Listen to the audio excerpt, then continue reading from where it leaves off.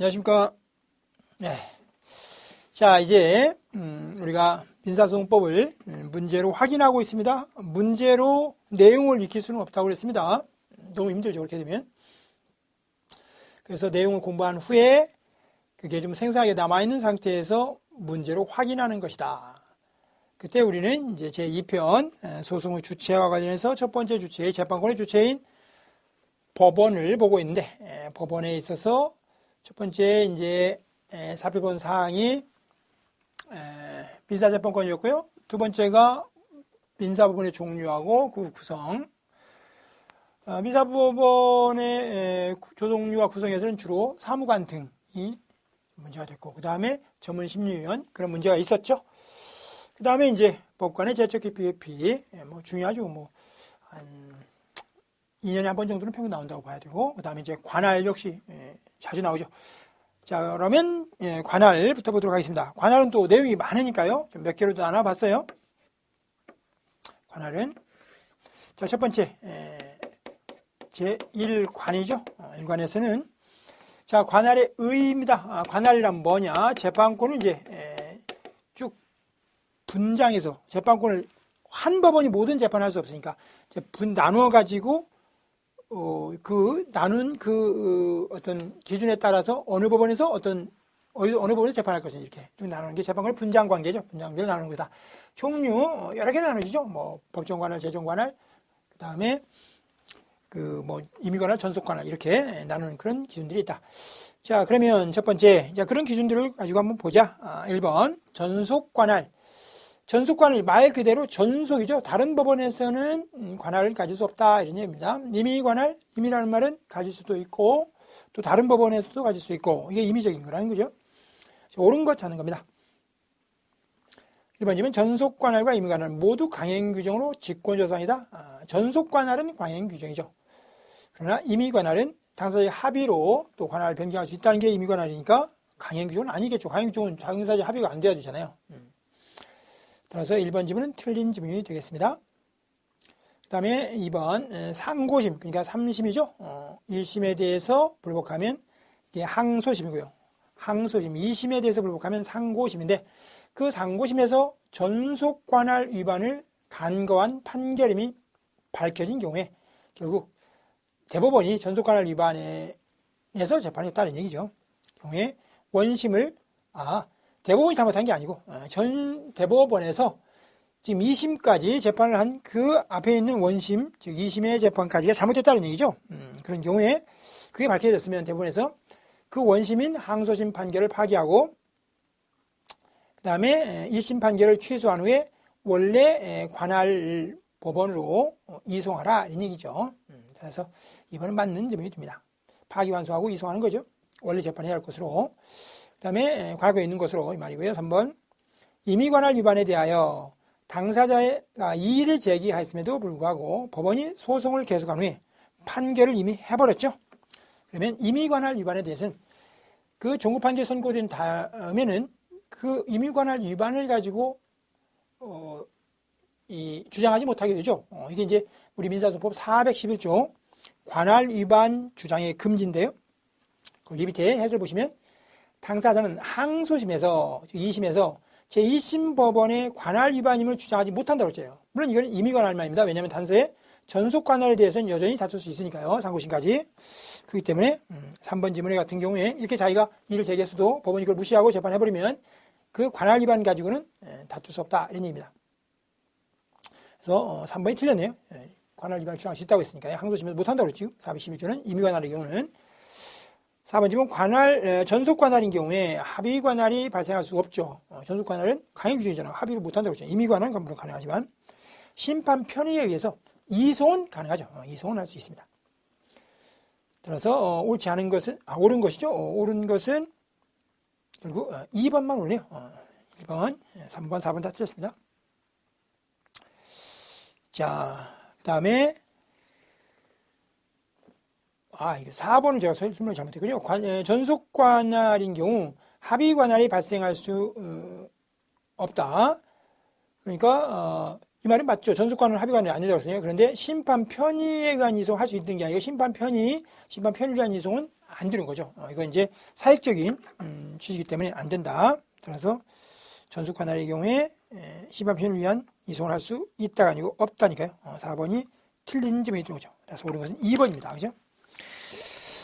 자, 그 다음에 2번입니다. 똑같이, 그러니까 이제 1번은 사실 뭐 특별히 9급 문제로 나온 건 아니고요. 보니까 뭐 15년 7급이라든지, 그죠? 7급.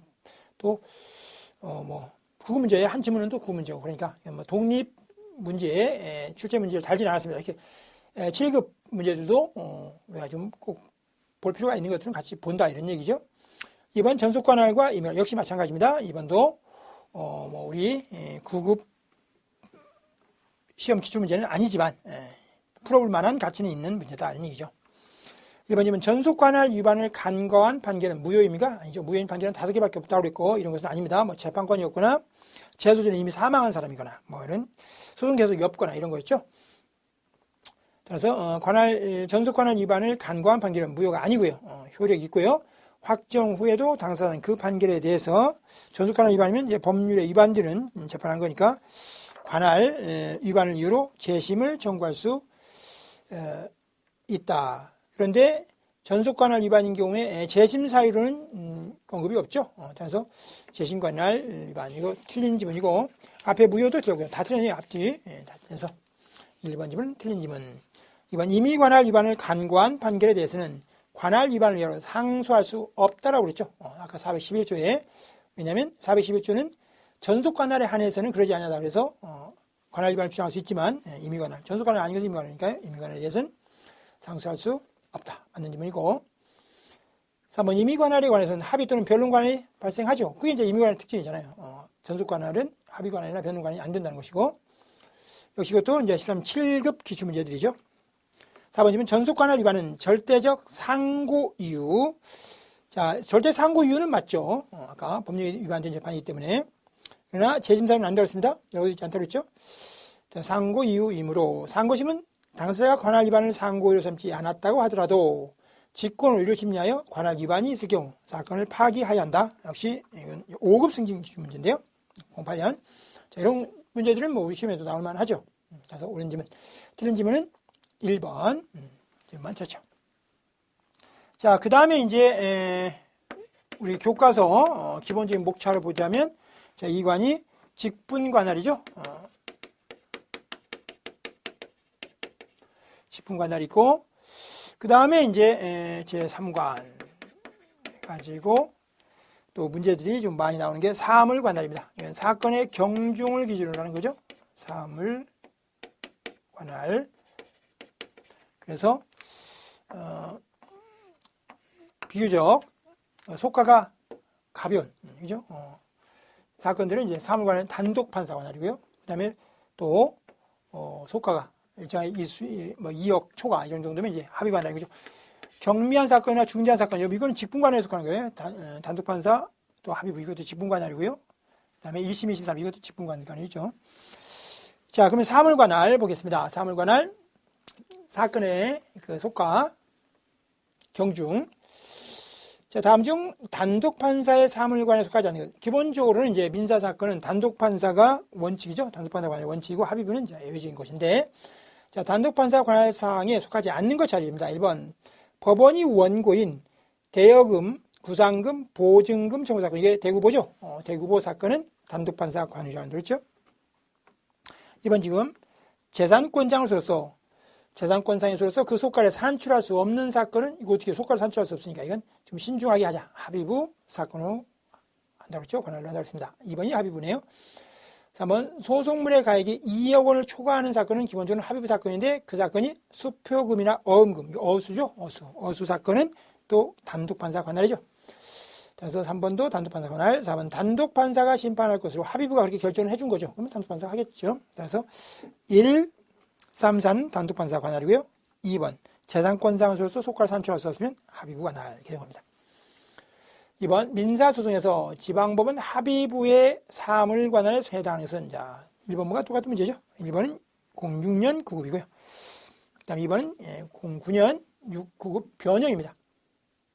1번 3억 원의 지급을 구하는 3억 원이면 기본적으로 2억 원을 초과했으니까 합의부여야 되지만 이 사건이 무슨 사건이에요? 어음금, 어수죠. 어수 사건은, 어음금과 수표금 청구 사건은 단독판사 관할이죠. 왜요? 비교적 사건이 단순하니까.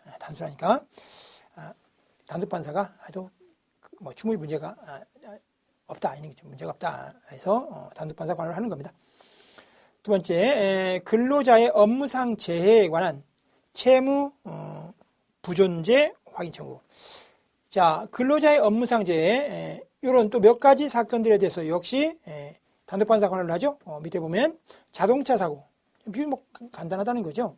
합의부에서 꼭 할 필요가 없다. 철도 운행 사고, 그다음에 산업 재해로 인한 손해배상 청구, 또는 채무 부존재 확인 청구, 이런 것들은 복잡하지 않으니까 액수에 관계없이 단독판사 관할을 하자는 얘기고요. 한번 해고 무효 확인 소송. 자, 해고 무효 확인 소송은 이게 뭐 금전적인 소송이 아니잖아요.